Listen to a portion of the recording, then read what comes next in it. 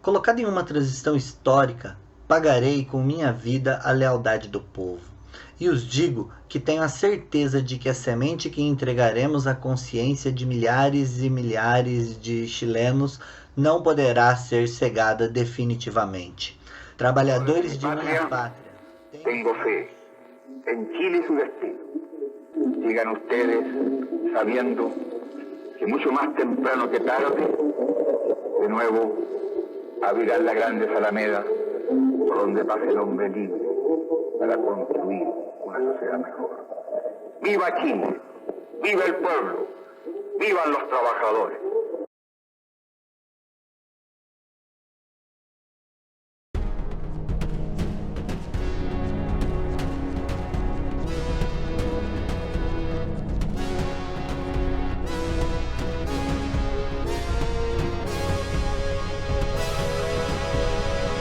Olá pessoal, bem-vindos a mais um episódio do canal Cinema e Sociedade.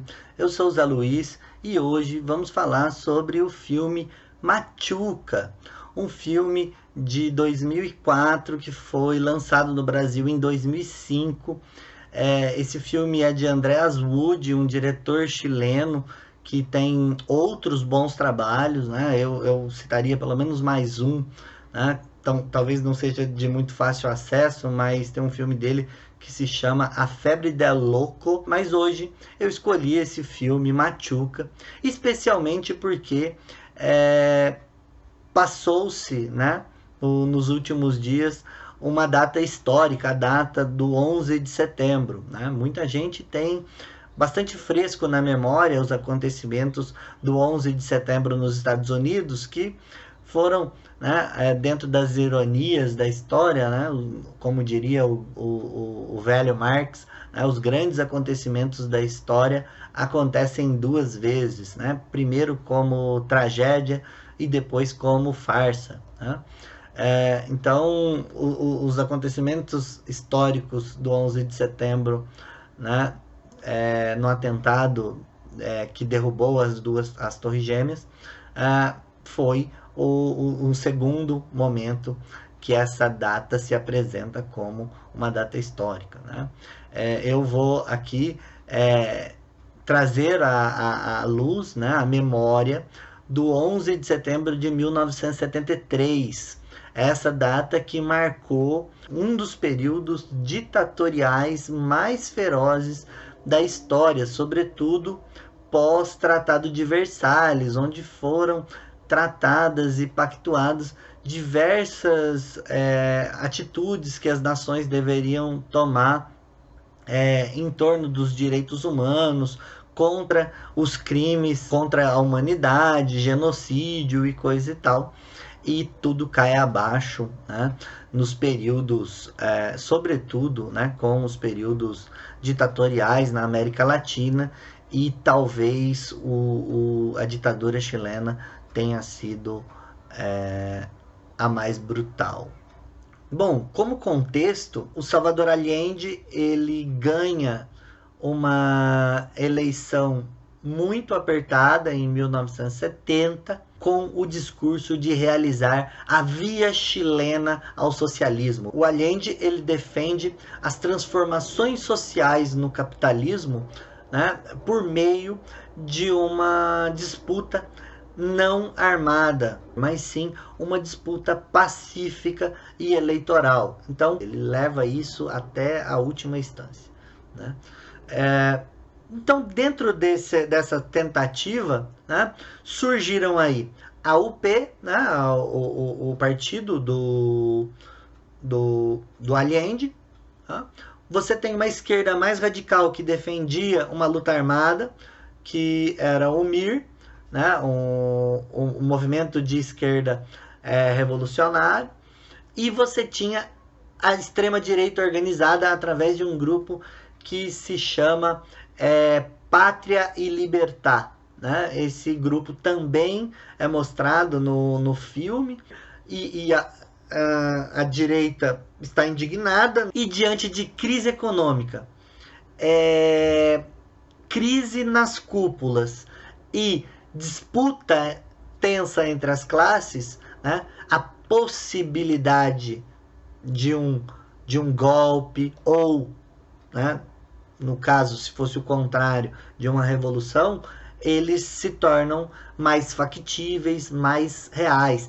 Digamos que seriam as esquinas da história, né? São os momentos que a gente chega próximo da esquina em que as condições mais gerais para que aconteça uma transformação social, uma revolução, ou até mesmo como, né, a gente está tratando um caso trágico de um golpe, eles podem acontecer. Em diversos outros momentos não, por isso essa metáfora da esquina, né, que você teria que andar mais uma quadra inteira, né, para chegar a um momento propício como esse, né? Como diz Marx, os homens fazem história, são sujeitos de história, mas não fazem quando querem, né?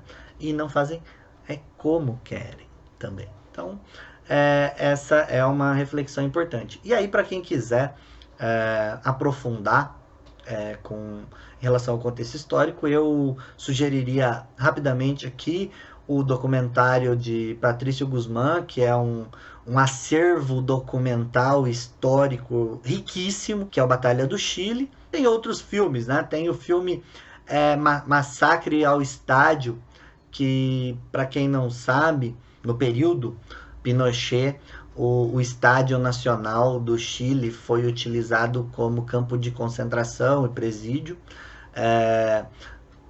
Os dados são terríveis, né? Cerca de 80 a 90 mil presos, né? 40 mil pessoas torturadas, 3 mil mortes oficializadas por essa prática de terrorismo de Estado, né? Sem contar os desaparecidos, os assassinados não contabilizados oficialmente. E mais recentemente eu citaria o documentário Pineira, de Carlos Pronzato, do qual aqui no canal, algum lugar aqui vai aparecer, a gente fez uma entrevista com o Carlos Pronzato, tratamos sobre o contexto atual do Chile e ele fez esse documentário, né, o Pineira.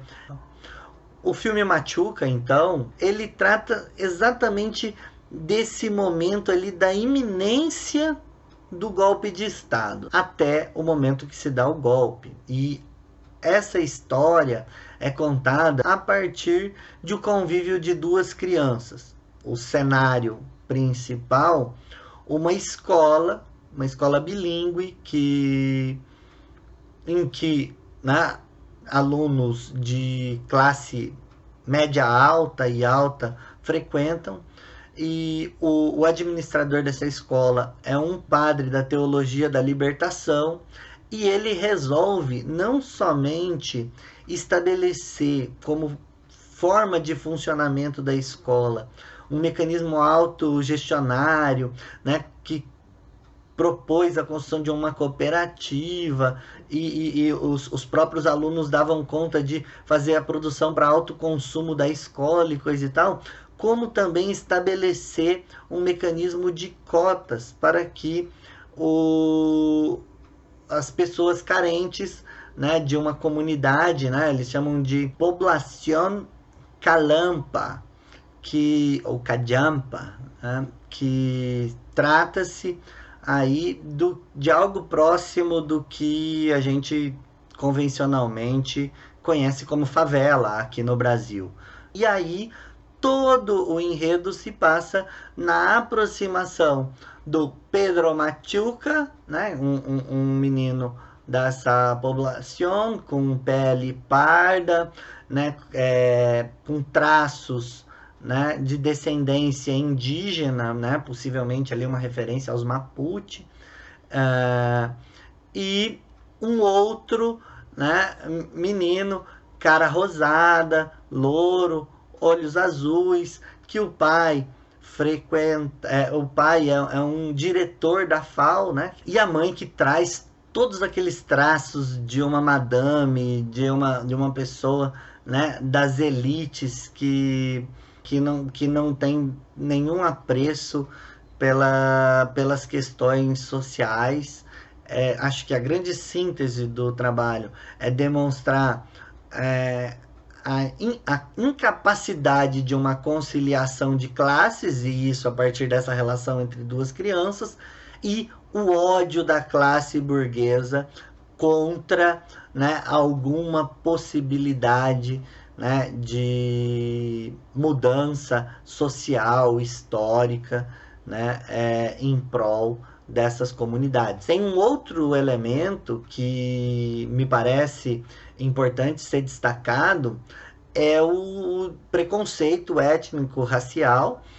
Isso perpassa o filme em diversos momentos e aspectos. Tem uma cena, por exemplo, que as crianças vão pular na piscina e os filhos ricos que estudam na escola, todos eles pulam primeiro na piscina, e aqueles meninos que entraram por via de ação afirmativa, por meio de cota, estão do lado de fora, né, todos de cueca, porque não tinham sunga, esperando e com vergonha de entrar na piscina, até que um dos meninos grita, né?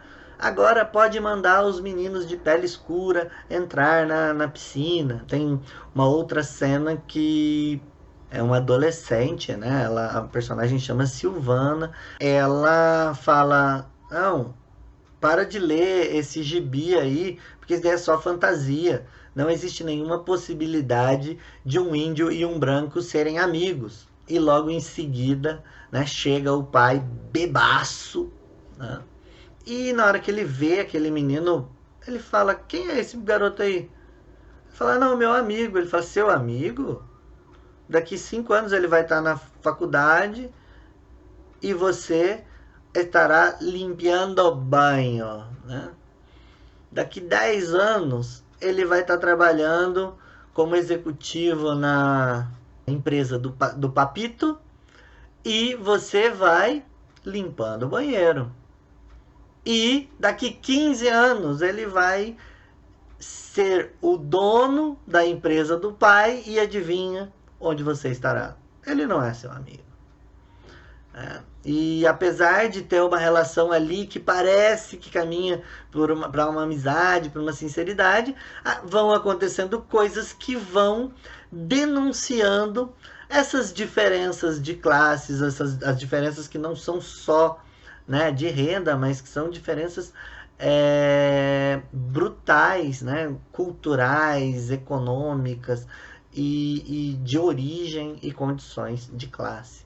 E aí, quando esses momentos acontecem, a gente vê que mesmo uma criança, mesmo que sem grandes maldades,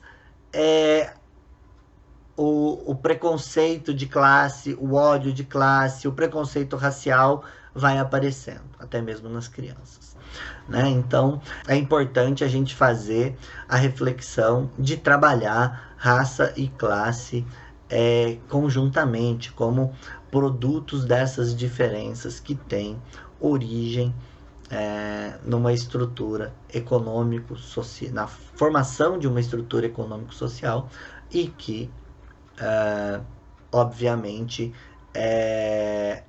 apresenta diversas consequências, e muitas vezes as pessoas, seja por uma questão epistemológica ou por uma questão de tentar desconciliar uma coisa da outra, né, às vezes tenta separar, né?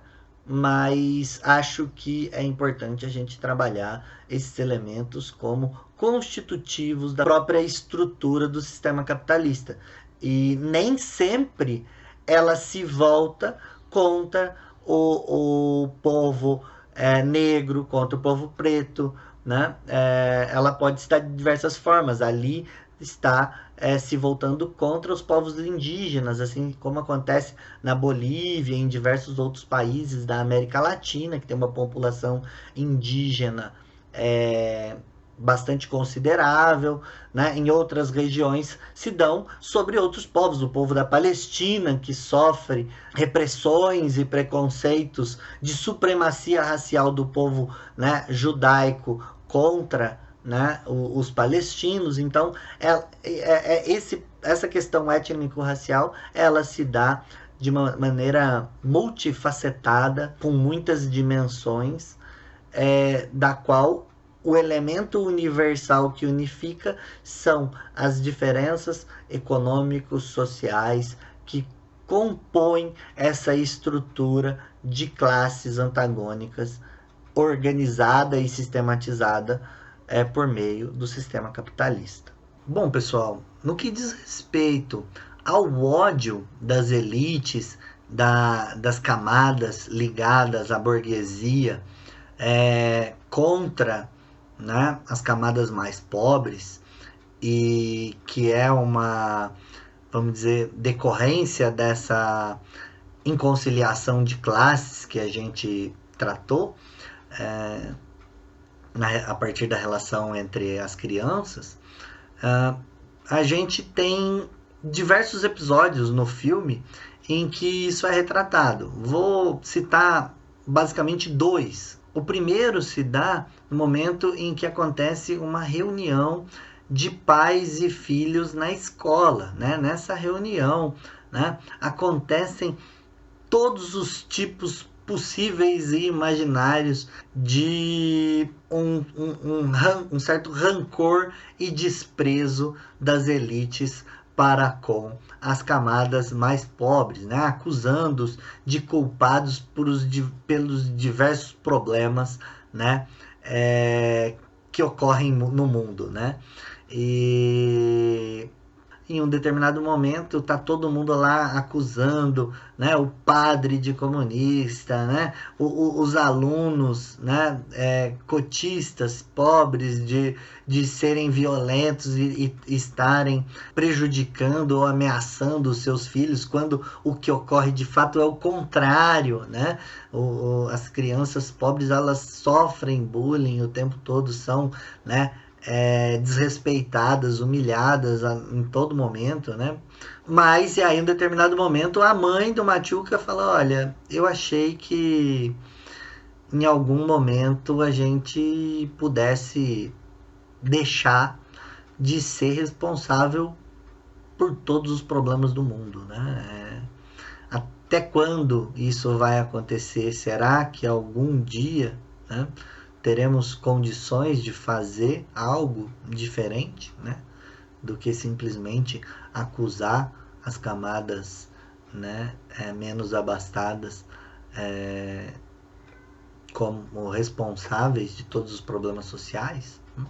E tem uma outra cena que envolve aí os núcleos, né, de personagens do filme, que o Gonçalo, ao se envolver com o Machuca, as realidades também se misturam. O Machuca começa a frequentar espaços da elite e o Gonçalo começa a frequentar os espaços, né, da família do Machuca. E o tio do Machuca, juntamente com a Silvana, que vendiam, né, produtos nas manifestações, como ambulantes e coisa e tal,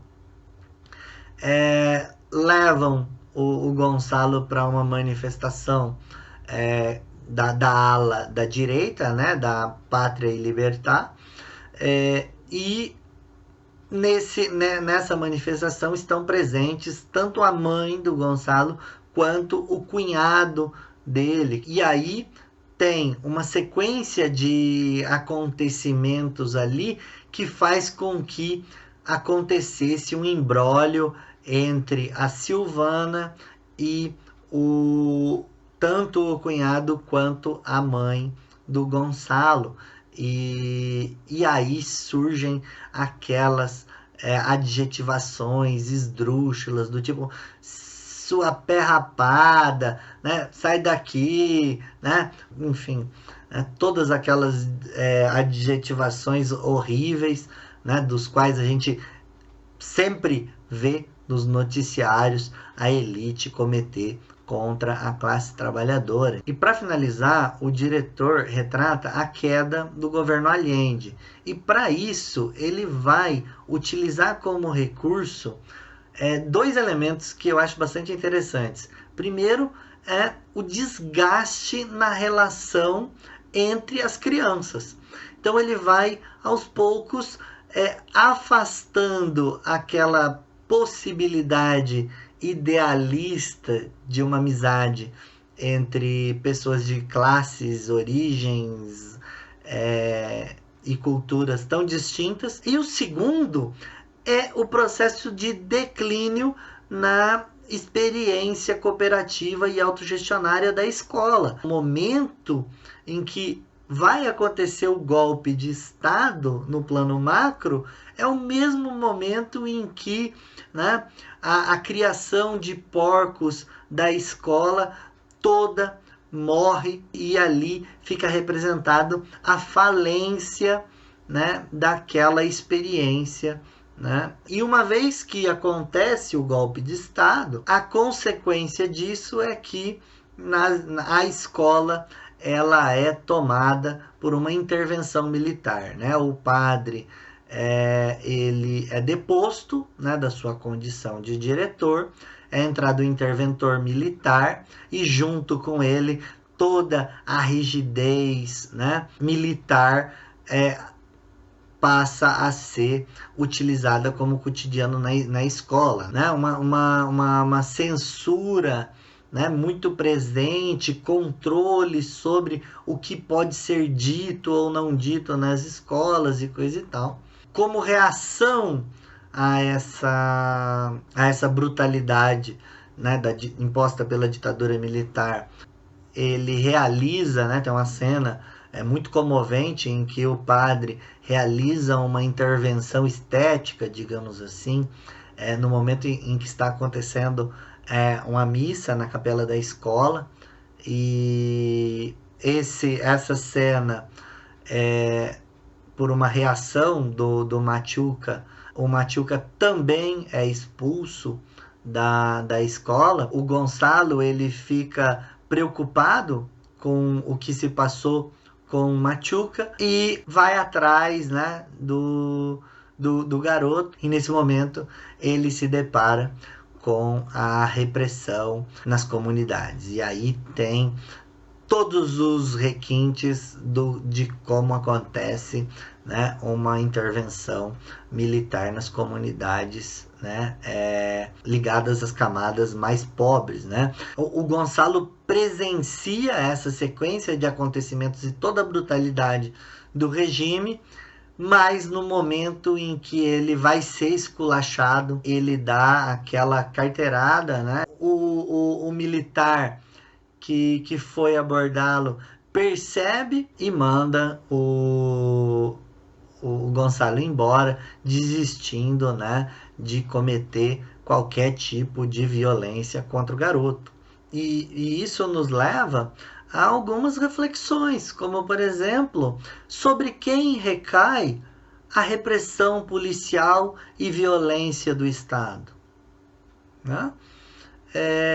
O Estado de Direito, os direitos sociais, os direitos políticos são mesmo universais? Ou eles são restritos a uma pequena parcela da população? E o terceiro, né, que é o mais amplo deles, será que o Estado é realmente neutro e tem como função ser o mantenedor, o garantidor, né, dos interesses, né, dos bens comuns da sociedade? Ou será que ele representa interesses de classe, né, fortemente marcados pelas camadas que detêm o poder econômico, e por isso elas também conseguem mais facilmente atingir o poder político, e o Estado representa os interesses dessa classe contra, né, os interesses das camadas populares, da classe trabalhadora. Então é isso, pessoal. Gostaria de agradecer a todos por ter nos acompanhado, estarem acompanhando o nosso canal. Peço para que curtam o vídeo, que deixem os comentários, né? Que liguem o sininho do lembrete. Quem não se inscreveu, se inscreva no canal. Toda semana estamos trazendo alguma análise, algum conteúdo de debate a partir de algum filme, tá bom? Obrigado, pessoal. É isso aí.